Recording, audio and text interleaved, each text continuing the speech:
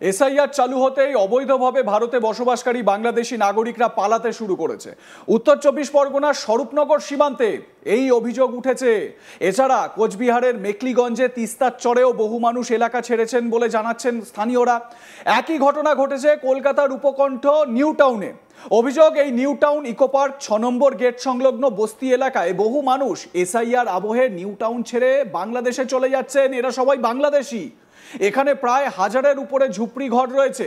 সেখানে রাজ্যের বিভিন্ন প্রান্ত থেকে যেমন মানুষ এসে বসবাস করছে কাজের আশায়, ঠিক তেমনি বাংলাদেশ থেকেও বহু মানুষ এসেছে। কিন্তু এসআইআর ঘোষণা হওয়ার পর থেকে অনেকেই চলে গিয়েছে রাতারাতি। স্বাভাবিকভাবে পরিস্থিতি কি এটা বোঝা যাচ্ছে। তার মানে আমাদের রাজ্যে যে বাংলাদেশি নাগরিকরা এসে বসবাস করছিল এতদিন ধরে, সেটা কিন্তু স্পষ্ট হচ্ছে ধীরে ধীরে। এসআইআর কমপ্লিট হওয়ার পর সেই ছবিটা আরও স্পষ্ট হবে। একবার নিউ টাউনের ওই ইকো পার্ক 6 নম্বর গেট সংলগ্ন যে ঝুপড়ি, সেই ঝুপড়ির অবস্থাটা এই মুহূর্তে দেখায়। খা খা করছে। এতদিন পর্যন্ত যেখানে লোক গিজগিজ করতো, সেই বস্তি এখন ফাঁকা।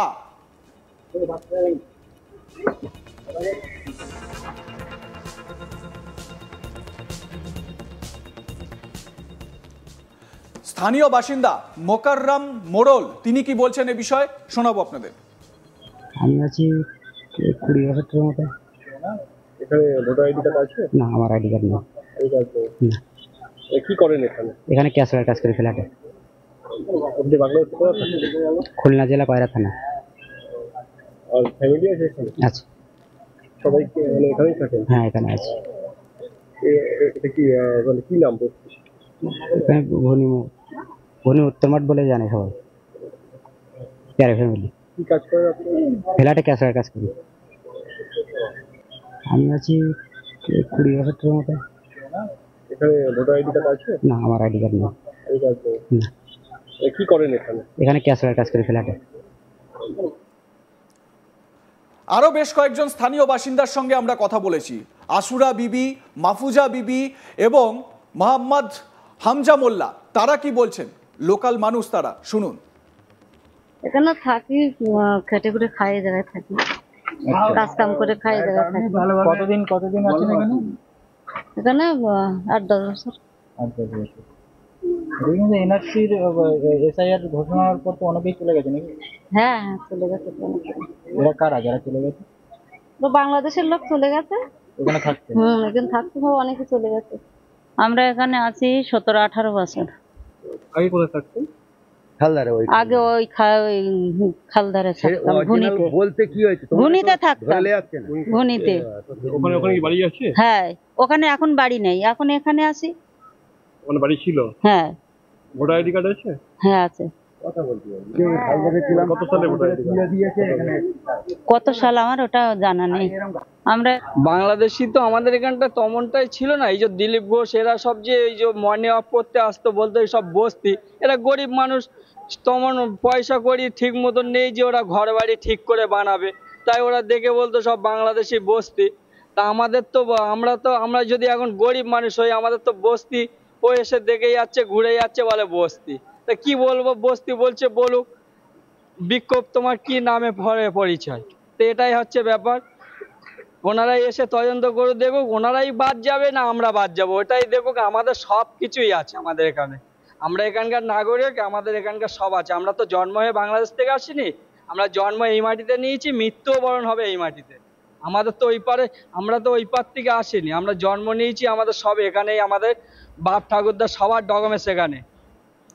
যদিও এ বিষয়ে তৃণমূলের জেলা পরিষদের সদস্য আফতাবউদ্দিনের দাবি, বেশ কয়েকটি পরিবার নিজেদের কাগজ আনতে তাদের দেশের বাড়িতে গেছে।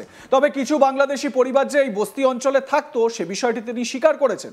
পাশাপাশি তার দাবি, বাংলাদেশি পরিবার হলো তাদের অনেকেই 1990 সালের পর থেকে এই অঞ্চলে বসবাস করছে। তবে এই বস্তি অঞ্চলের একাধিক পরিবার ইতিমধ্যেই ঘর ছেড়েছে। জেলা পরিষদের সদস্য আফতাবউদ্দিন কি বলছেন শোনাবো আপনাদের। ইকো পার্ক 6 নম্বর গেট ওই লাগোয়া এলাকাতে প্রায় 90 সালের আগেও কিছু মানুষ এসে ওখানে বসবাস শুরু করে এবং আস্তে আস্তে তাদের সংখ্যাটাও অনেকটা বেড়ে যায়। তারপরে আয়লার সময় আমরা দেখেছি, আয়লার সময় শুধু সুন্দরবন অঞ্চল থেকে ওই সময় একটা বড় অংশ তারা নিউ টাউনের ওই খালপাড় ধরে তারা বসবাস শুরু করে। সেখানে কিছু পূর্ববঙ্গীয় মানুষ তারাও এখানে এসে বসবাস শুরু করে।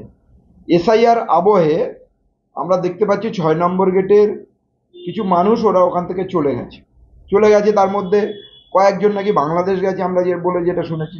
কিছু মানুষ যারা সুন্দরবন বা ওই সমস্ত অঞ্চলগুলো থাকতো, তারা সেখানে তাদের কাগজ সংগ্রহ করতে গেছে।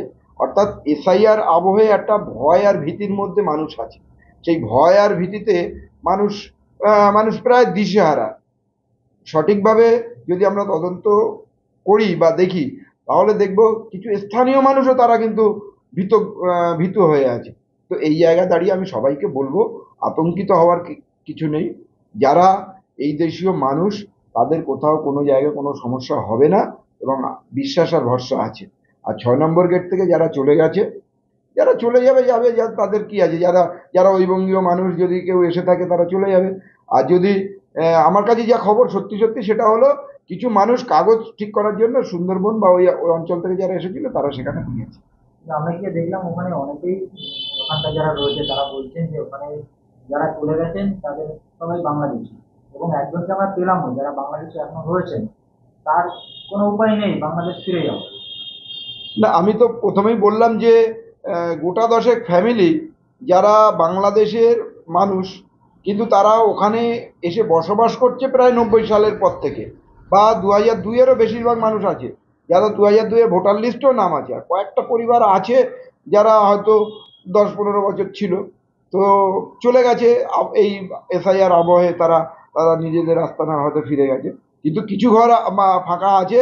এই ফাঁকা হয়েছে যারা কিন্তু সুন্দরবন বা ওই সমস্ত অঞ্চল থেকে আয়লার সময় যারা এসেছিল, তারাও কিন্তু চলে গেছে মানে তারা চলে যায়নি, তারা গেছে ওই কাগজপত্র ঠিক করে আনার জন্য গেছে। তারা আশা করা যায় সপ্তাহখানেকের মধ্যে তারা আবার ফিরে আসবে। ওই ফাঁকা ঘরগুলো হয়তো আপনারা তুলে এনেছেন। শুধু কি নিউটাউনে 6 নম্বর গেট? নিউটাউন থেকে বিভিন্ন জায়গায় শুনুন, যদি